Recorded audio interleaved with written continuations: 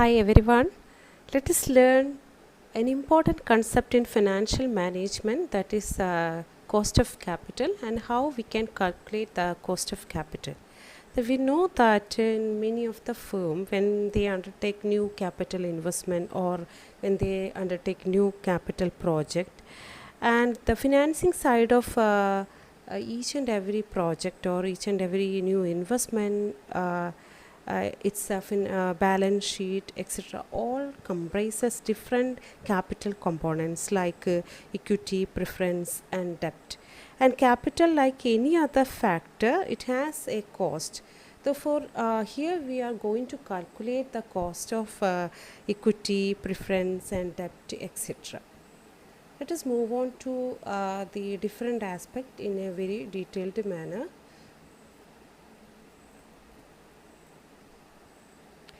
A firm's cost of capital is a rate of return it must earn on its investment for the market value of the firm to remain unaffected. It can also be regarded as the rate of return required by the investors on capital provided by them. There is different types of capital, therefore each and every capital has its own rate. Therefore, in calculating the cost of capital, we have to add all these capital and its respective rate in order to get the average value. And the calculation of the cost of capital is a central concept in financial management because it links the investment and the financial decision. And the cost of capital is very important for because of three important reasons. Because for the proper analysis of capital expenditure decision, an estimate of the cost of capital is required. The cost of capital is the discount rate used in the net present value calculation, and also in financial, it's a financial yardstick against which the internal rate of return is evaluated. Therefore, in order to calculate the NPV or IRR, whatever the evaluation criteria, the cost of the knowledge and or the rate of calculation of this cost of capital is very important. In order to calculate the time value of money also, this rate is very essential. And several other decisions like leasing, long-term financing, and working capital policy, etc., all requires the estimates of cost of capital. In order to maximize the value of the firm, the cost of all inputs, including the capital inputs, must be minimized. In this context also, the firm should be able to measure the cost of capital. Therefore, we can say that capital, like any other factors of production, has a cost. A company's cost of capital is the weighted average cost of various sources of finance used by it. For example, equity, preference, long-term debt, and short-term debt, etc. Therefore, weighted average cost of capital is the central concept in financial management. That is, the cost of capital is calculated in terms of the weighted average cost of capital.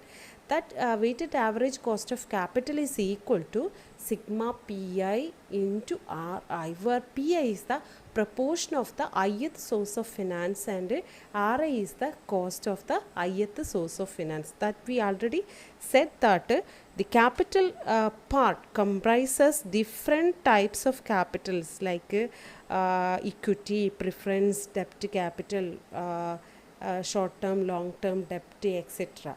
Therefore, the weighted average cost of capital is the sum total of all these different capital, that is proportion of equity and rate of equity plus proportion of preference and rate of preference share plus proportion of investment coming through debt into rate of debt capital, etc.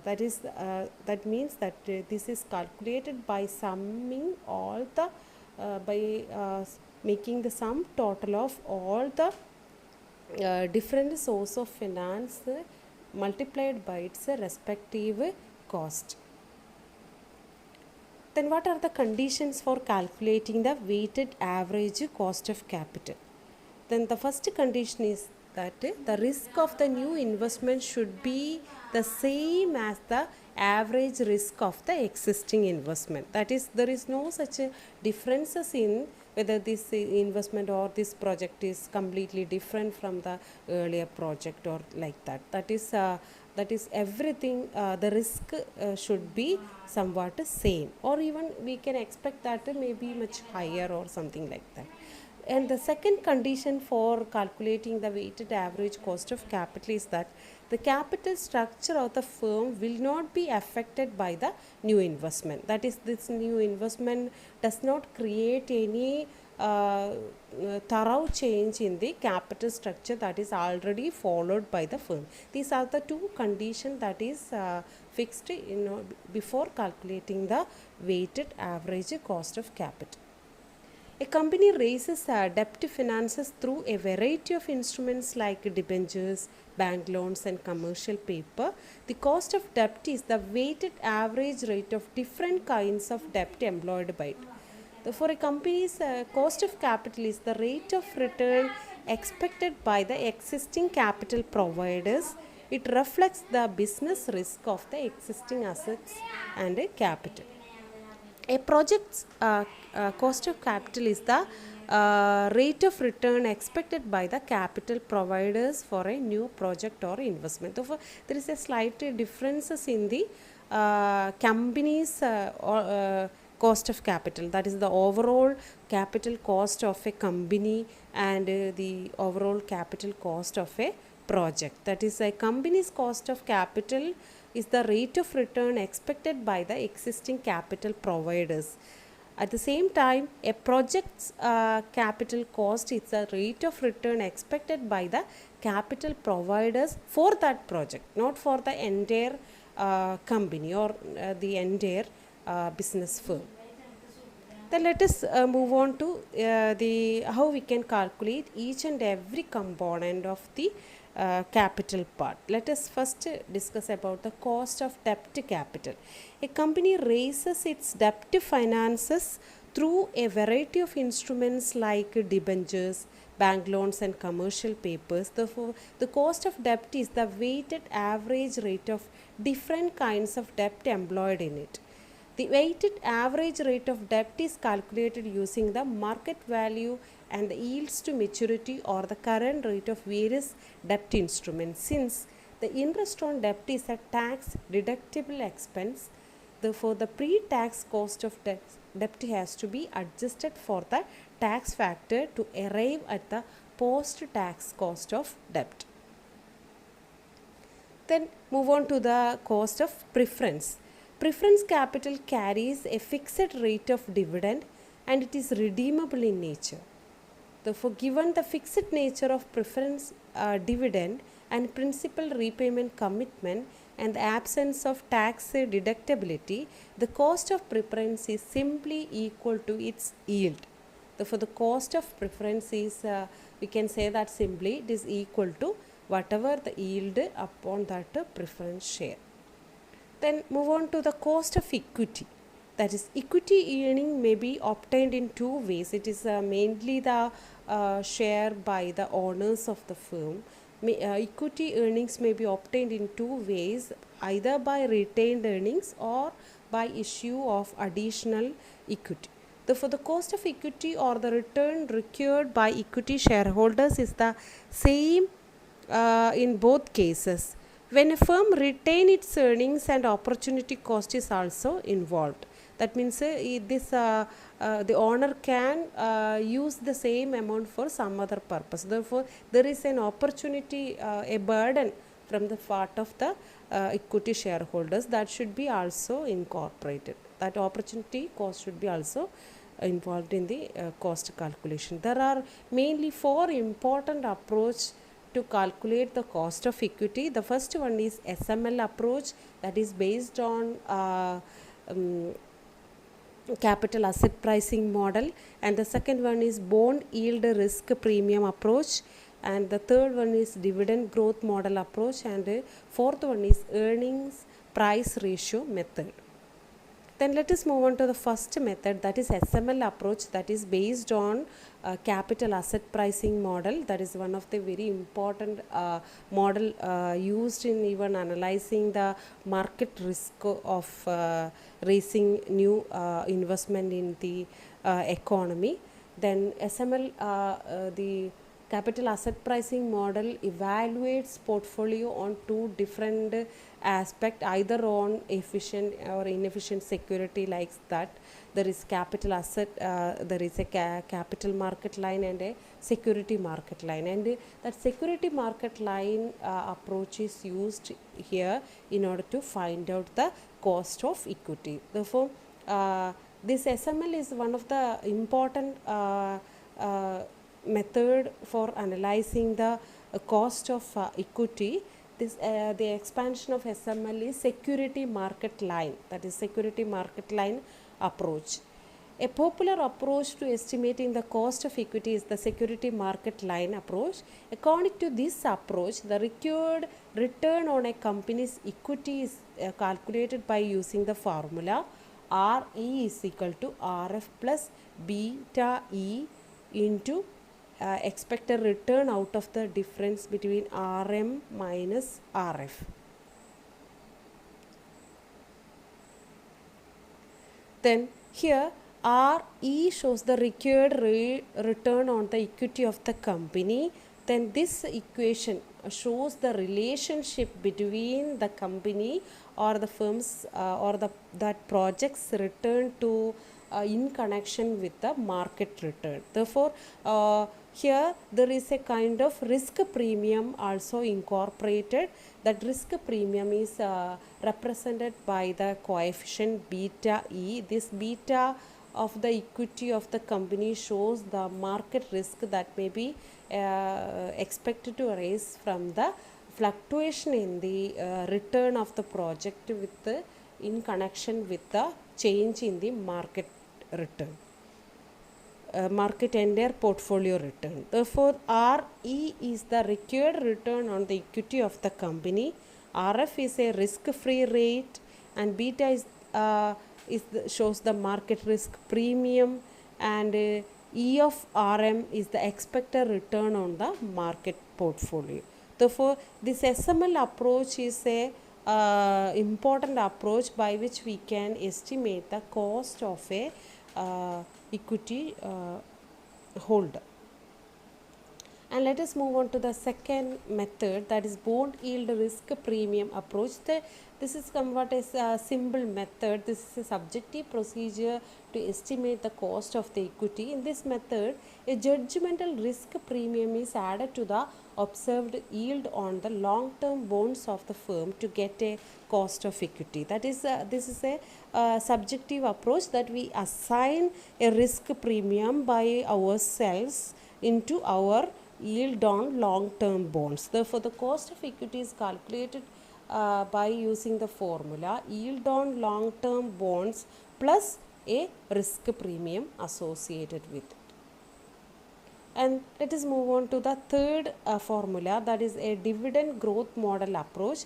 In this dividend growth model approach, the cost of equity is calculated on the basis of the expected dividend on that equity.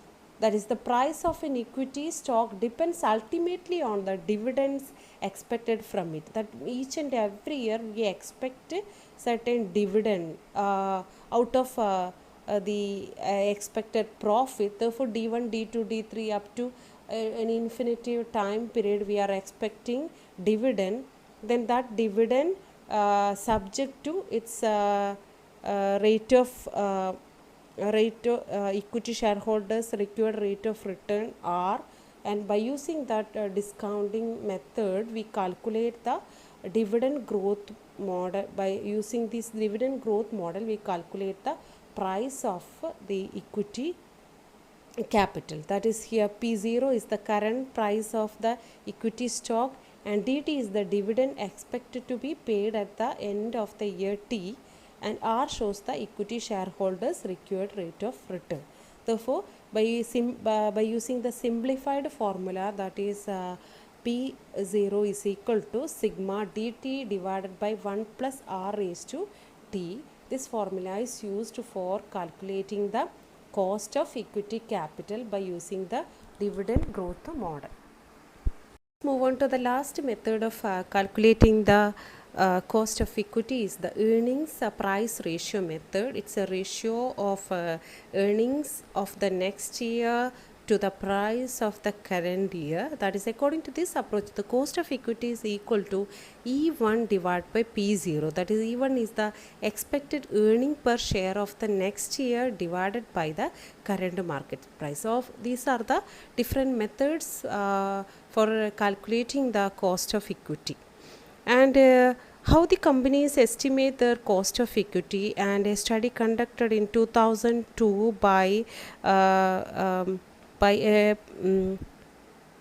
especially in India by Manoj Anand, that study revealed that around 50% of the companies, 50% of the companies that is surveyed on that year in 2002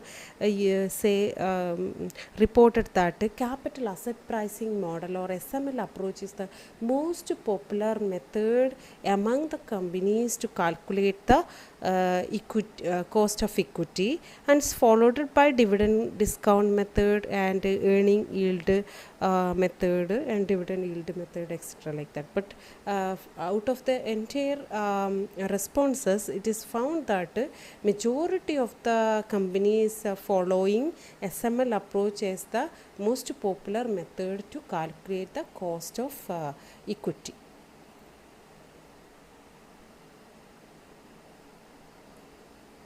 Then we can again move on to the calculation of the cost of capital, and we already said that weighted average cost of capital is the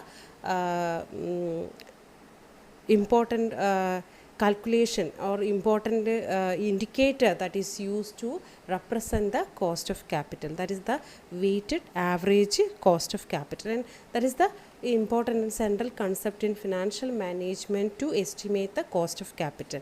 And it is nothing but the summation of all the proportion of different source of finance with its respective rate. That is WACC, that is the weighted average cost of capital, is calculated by summing the proportion of equity, investment, preference and debt multiplied by its respective cost of equity, cost of preference and debt, and it also incorporate a premium of corporate tax rate also. Therefore, WE, that is proportion of equity multiplied by rate of equity plus proportion of preference and rate of preference plus proportion of debt to capital and the rate of debt to capital multiplied by the corporation rate to tax. And another important concept that is also used by many of the firms in order to calculate the cost of capital is the weighted marginal cost of capital. That is nothing but the change in weighted average cost of capital with respect to an additional or a newly generated financial investment or a new project. That is, WMCC shows the relationship between weighted average cost of capital and the additional financing. It reflects that the weighted average cost of capital for each level of total new financing. Then what are the factors that affecting the calculation of weighted average cost of capital? There are factors that is both inside the that is factors outside a firm's control and factors within a firm's control. And let us move on to the factors that is quite outside the control of the firm are the level of interest rate, that is fixed and that is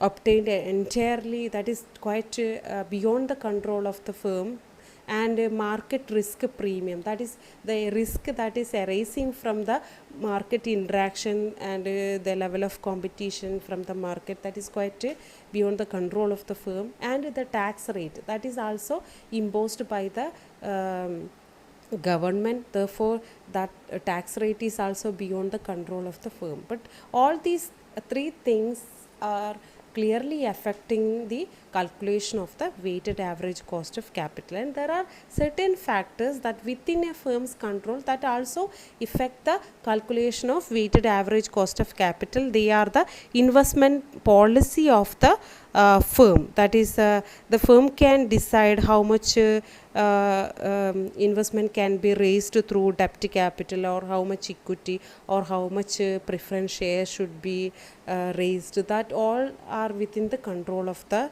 firm. That is directly relating to the weighted average cost of capital of a firm or a project. Then the capital structure policy of the firm or pertains to a particular project may be also directly affecting the calculation of weighted average cost of capital. That adjustment may be, that means that the capital structure and ceiling of capital rationing etc. can be adopted by the firm in order to make changes in the cost of capital. And the dividend policy also may be fixed by the firm itself, or the project manager can decide, or the owner can decide the dividend policy. These are the factors that affecting the calculation of the weighted average cost of capital. And there are so many misconceptions about the calculation of cost of capital. There are so many misconceptions and error thinking when we calculating the cost of capital. And the first important error or a misconception is like that the concept of cost of capital is too academic, or it is highly impractical. Many company thinks that it is highly irrelevant, or highly it is academical, or it's highly impractical to calculate the cost of capital, but it is a very it's a wrong concept. Then the second concept is that current liabilities are considered as capital components. Then current liabilities are not a capital component. Therefore, such notion is entirely wrong. Then coupon rate on firms' existing debt is used as a pre-tax cost to debt. That is, coupon rate on the firm's existing debt reflects a historical cost. Therefore, such historical costs are never considered to be as a debt. And in capital asset pricing model, the historical average rate of return is used along with the current risk-free interest rate. Such notion is also entirely wrong, because one is a historical figure and another one is a current aspect, and it is very that within that terminology itself, in capital asset pricing model, in order to construct the security market line, we find out the difference between these two rates. That concept is also entirely a wrong concept. That is, we cannot mingle these two important rates, because one is a historical one and another one is a current rate. And another important misconception related to the cost of equity is equal to the dividend rate or return on equity. That is, cost of equity is equal to the dividend. That is, the cost of equity may be calculated with the help of a dividend rate, but it is not only it. We cannot say blindly, we cannot say that it is exactly equal to dividend rate, because there is a market risk premium from the side of the owner may be also incorporated. Therefore, the cost of equity is equal to dividend rate or return on equity is entirely a wrong concept. Then retained earnings are either cost free or cost significantly less than the external equity. That is also entirely a wrong concept. Then depreciation has no cost at all. Depreciation also includes a cost. Therefore, that is also a error that mainly arising when we calculating the weighted average cost of capital. The next, book value weights may be used to calculate weighted average cost of capital. That's entirely a wrong concept, because book value is already something we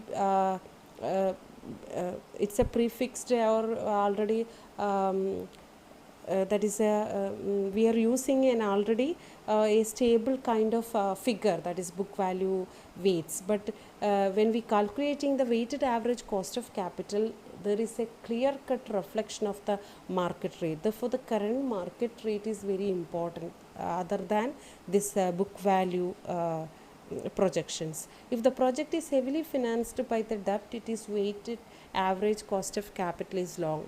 It's also a wrong concept. The next, project cost of capital is same as a firm's weighted average cost of capital. I already said that the cost of capital that is incurred by a firm and a project is entirely different. Therefore the cost of capital is also entirely different. Therefore the project cost of capital is not at all equal to a firm's weighted average cost of capital. These are some misconcept that arising when we calculating the cost of capital in practice. Okay, let us move on to what are the practices that followed in India.